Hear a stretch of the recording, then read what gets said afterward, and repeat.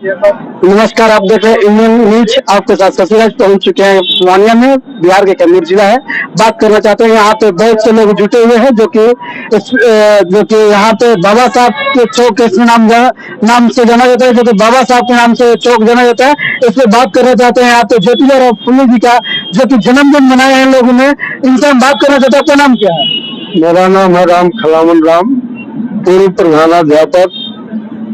और यह आज ये ज्योतिबा फुले जयंती पर हम सभी उपस्थित हैं। राष्ट्रपिता ज्योतिबा फुले इस देश के वैसे महान शख्सियत हैं जो इस देश में सर्वप्रथम क्रांति की ज्योति इन्होंने जलाया। क्रांतिवीर ये इनको कहा जाता है। वैसे तो राष्ट्रपिता कहलाने के हकदार ज्योतिबा फुले हैं, इनको राष्ट्रपिता की उपाधि भी मिली है। आज इनकी जयंती है। चूंकि इसके अवसर पर मैं सभी देशवासियों और समाज के लोगों को बधाई देता हूँ, मुबारकबाद देता हूँ ज्योतिबा फुले के जयंती पर। आगे विशेष में करके यही कहना मैं चाहूंगा कि बाबा साहब डॉक्टर B.R. अम्बेडकर भी ज्योतिबा फुले को अपना गुरु माने हैं। इसलिए कि सर्वप्रथम इस देश में महाराष्ट्र नहीं तो बल्कि पूरे देश में सामाजिक क्रांति इन्होंने प्रारंभ की। कहा जाता है कि ये एक अपर कास्ट यानी ब्राह्मण जात के बारात में गए और वहां से अपमानित होकर के आए, और यही इनके दिल दिमाग में स्वाभिमान जगा। और जिसके पास स्वाभिमान नहीं रहेगा वो कभी क्रांति नहीं कर सकता। तो स्वाभिमानी व्यक्तित्व के थे ज्योतिबा फुले, और इन्होंने जो दिया वो बाबा साहब अपने संविधान में पिरोया। क्योंकि इनका जन्म जो है पूना में 1827 ईस्वी में 11 अप्रैल को हुआ था। और कुछ दिनों के बाद जैसा कि मैंने घटना बताई कि ब्राह्मण की शादी में गए थे, वहां से अपमानित होकर के निकाला गया, क्योंकि वहां पर इनको शूद्र कहा जाता था, माली जात के थे। और वहीं से ये क्रांति का बीज इनके दिल दिमाग में आया, और इन्होंने समाज को साफ करने के लिए, ऊंच नीच छुआछूत भेद को मिटाने के लिए इन्होंने प्रतिज्ञा किया।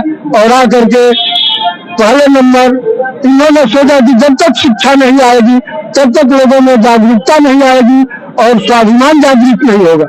इसलिए शिक्षा की ज्योति इन्होंने जलाई। और पहले चूंकि महिलाओं को शिक्षा लेने का अधिकार शास्त्रों के अनुसार नहीं था, इन्होंने प्रतिज्ञा किया कि महिला को सर्वप्रथम शिक्षा देनी है, और खुद अपनी पत्नी माता सावित्रीबाई फुले को इन्होंने सर्वप्रथम पढ़ाया। और उनके माध्यम से पूना में 1848 में प्रथम महिलाओं का विद्यालय इन्होंने खोला। और इनकी पत्नी के द्वारा ही सबसे पहले केवल 6 लड़कियां इनके विद्यालय में नामांकित हुई, और तभी से ये कार्यरत रहे। लास्ट में इन्होंने शिक्षा तो दिया ही, साहित्य की भी इन्होंने रचना की। साथ साथ विधवा विवाह और विधवाओं पर, महिलाओं पर जो अत्याचार होता था, सती प्रथा वगैरह जो जलाई जाती थी औरतें, इन सब सामाजिक कुरीतियों का इन्होंने विरोध किया। और ऐसा सपना देखा कि समाज जो है एक ऐसा हमारे देश का बने जिसमें कि सब सुखी हो।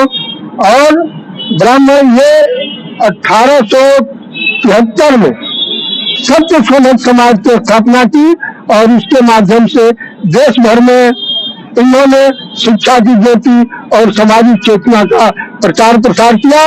इनका ही अनुकरण जो इनकी सोच थी, क्योंकि बाबा साहब ने इनको गुरु माना कि इन्होंने जो सपना देखा था और उसके प्रति बाबा साहब की सोच थी, और संविधान के अंदर बाबा साहब ने उसको अमली जमा देने का काम किया।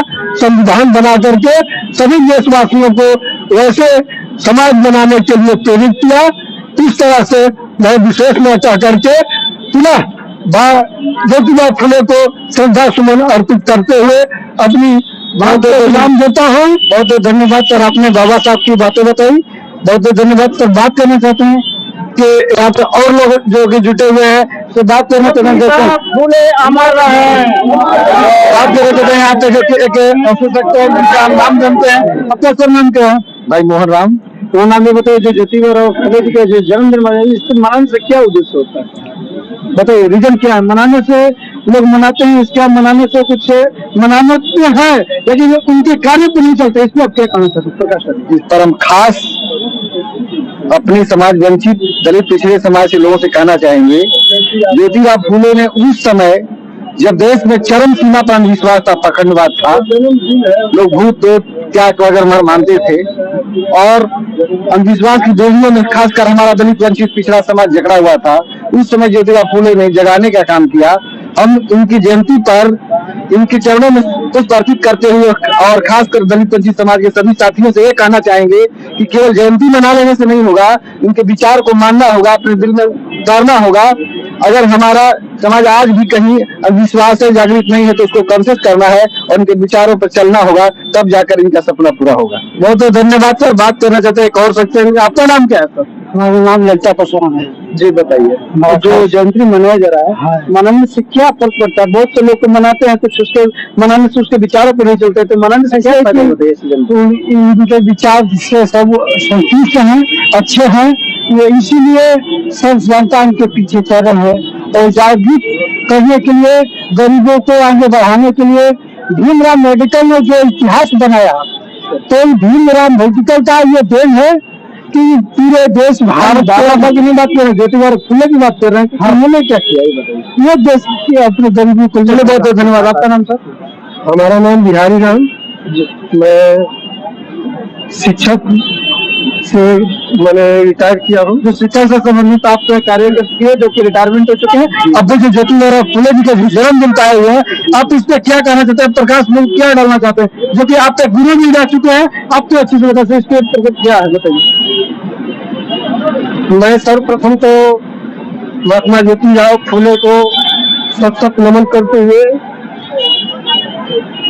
तथा बाबा साहब के चरणों में अपना नमन करते हुए मैं यही कहूँगा, सर्वप्रथम जो है हमारे देश में जिस समय की गुलामी से हम सब झगड़े हुए थे, हमारा समाज जो है अत्यंत जो है ऐसे बदतर स्थिति में थी। उस स्थिति में इन्होंने जन्म लिया और समाज में पैदा हुआ और समाज की स्थिति देखते हुए और महात्मा ज्योतिबा फुले ऐसा ज्योति जलाए और इस तरह का क्रांति इनके दिल में पैदा हुई और इन्होंने सर्वप्रथम अपने विचार से महसूस किया कि हमारा समाज जो है शिक्षित नहीं है, इसीलिए हम इतने पिछड़े हुए हैं।